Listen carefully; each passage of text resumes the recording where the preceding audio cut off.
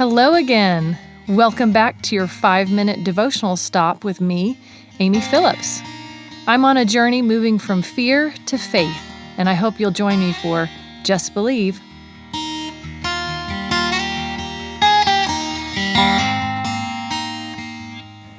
Well, hey friends. So I've been thinking a lot about trauma, suffering, pain lately, specifically how to walk someone through the trauma they've endured in their life.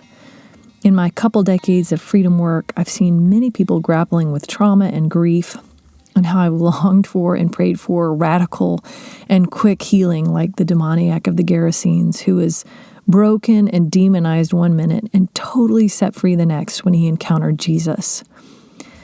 So there are many clinical ways to help someone through panic attacks, PTSD, and there are people who train to do this.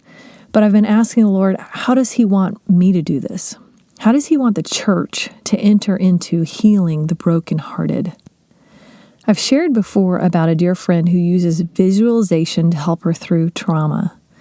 She brings to mind a picture of her suffering as an object. Maybe it's a wall, or maybe it's a ball of gunk, whatever your imagination wants to make it. And on that visualized suffering, seeing a door on it. And behind that door, Jesus is knocking. He knocks and waits to be invited into the middle of the painful event or the suffering. It's Revelations 3:20. Here I am. I stand at the door and knock. If anyone hears my voice and opens the door, I will come in and eat with that person and they with me. You see, it's not just salvation that he asks to come in, but also in every hard and gritty place, he's asking for a place to be with us. Jesus actually knocks at the door of grief, of pain, of trauma, and asks if he could come into it with us. And when he comes in, he brings all of him into our mess. And all of him means he is bringing wholeness in, because he is wholeness. He is healing. When he comes in, he brings wholeness into you. He brings healing into you.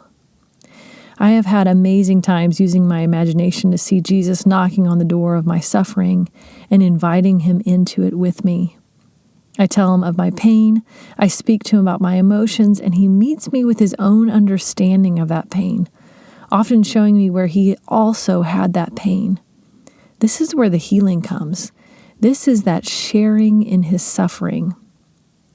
So you may be in a season of pressure right now, and if you aren't, I'm certain you know someone who is, but a season of being squeezed on all sides, or maybe it's just one area that's nagging and uncomfortable. In most of these moments, all we want to do is get rid of the pressure. We'll ask others to pray for us for breakthrough, and of course, I'm not against breakthrough, and may the Lord give it when we need it. But sometimes there is something God is doing in the pressure, something he's depositing in us. There's a treasure that's being formed in our suffering. But we all know that we have a choice in our suffering or trauma. We can find the treasure. We can allow Jesus in to minister to our emotions and pain. Or we can freak out and tread water and splash around trying to get our bearings. I've absolutely done both. And most of the time when pain begins, I start splashing around and trying to get out of it or figure it out and keep my head above the water until he reminds me that he is available to me. His wholeness is available to me if I will share in the suffering with him. Romans 8:17 says, Now if we are children, then we are heirs, heirs of God and co-heirs with Christ, if indeed we share in his sufferings, in order that we may also share in his glory. Isn't that beautiful? That he says if we will share in his suffering, we will also share in his glory. In that place of trauma, we can experience the greatest breakthrough into the glory of our Father. I hope this is bringing encouragement to your hearts today. If you are in the press, if you are dealing with unresolved trauma, if you are grieving losses in your life, Jesus is available to you.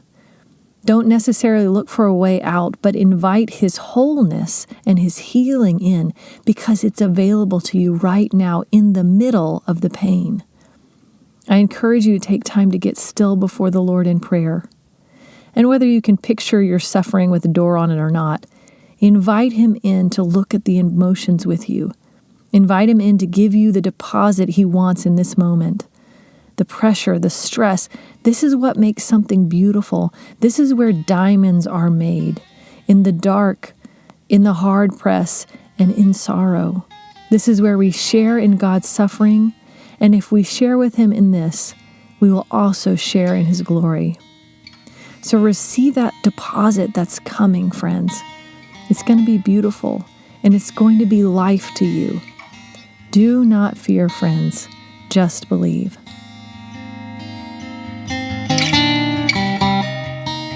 Thanks for joining me today. I hope you feel encouraged and strengthened. If you want to connect with me, you can find me at amybphillips.com. See you next time.